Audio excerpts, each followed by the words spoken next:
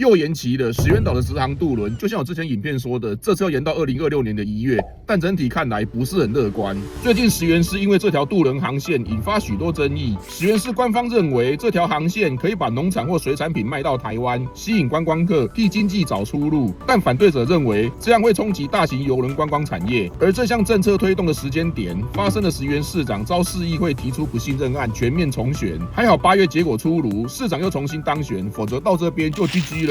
甚至根据冲绳时报与琉球新报的报道，这条基隆到石垣岛的航线并非完全由民间自主推动，石垣市政府设计以公帑支付与船舶的相关支出，引发不满。